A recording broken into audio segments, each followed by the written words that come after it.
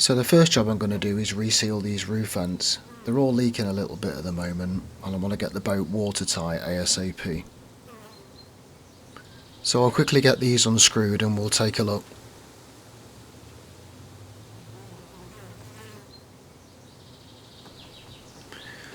So it's pretty easy to see what the problem is. All the sealant's perished and all the rust there. So we need to get it all cleaned up.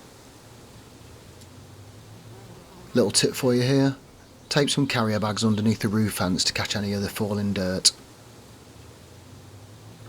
So now to the fun part, getting the angle grinder out. And the disc I'm using here is called a non-woven preparation wheel, and as you can see it gets that rust up great. And what you're looking at me doing here is actually a total waste of time. Don't bother trying to pick it or use a knife on it. Just get that preparation tool on the job again. So now I'm going to apply the Fertan rust converter. So if you're wondering why I chose Fertan, there was basically some on the boat when I bought it. So you'll see here, once it's dry, all that red rust turns to like a black, purpley sort of colour. So I'm just giving it a bit of a scrub down to remove any excess and to provide a nice key for the paint that's going to go on top. And now you'll see I'm just using a tack cloth. So now I'm going to apply the red Oxide paint, which is a really good anti-rust primer. And the mission is to get a nice round circle there. And voila! Well, I'm pretty pleased with that. I'll give myself 7.5 out of 10. But I've got 3 more to do, so I should be able to get a bit better. So now it's dry, I'm just giving it a light sand to provide a good key for the top coat. Yeah, that's looking pretty good. And what a good circle that is. Maybe I'll give myself an 8. Tack cloth again, just to get up any of the dust.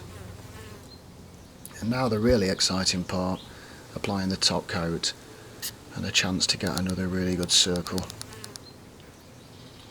So here we go. And wow, check that out. I've impressed myself.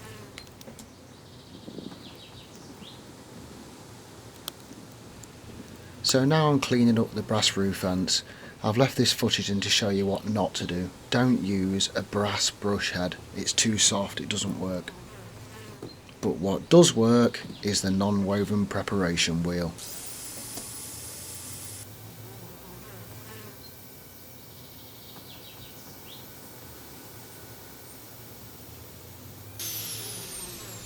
There we go, it's coming up great.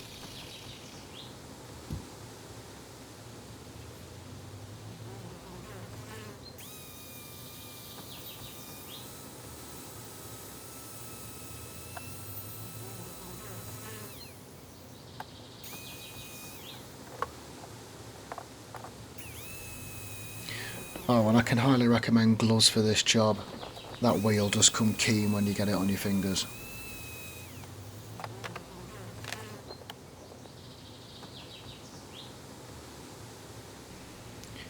And there we go, all done. And on to the final job, getting them sealed back in place. Once again, the trusty tack cloth to remove all the dust.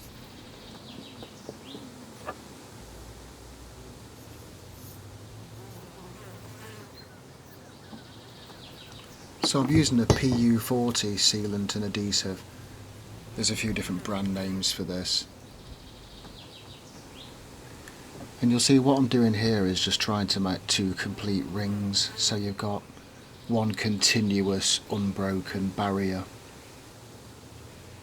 But of course I'll also seal around the edge of the mushroom vent once I've screwed it back into place.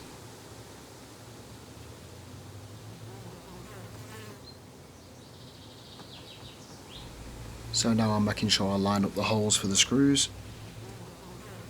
Easy does it.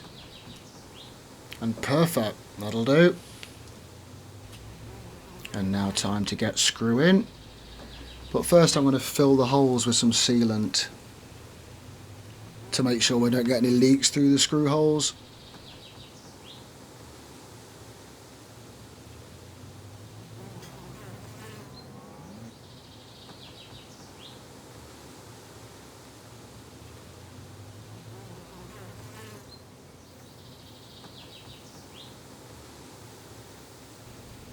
And now add in the last ring of sealant.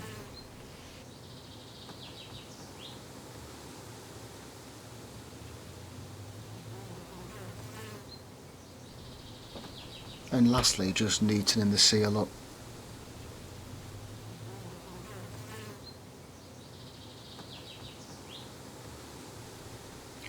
And that's it, job done.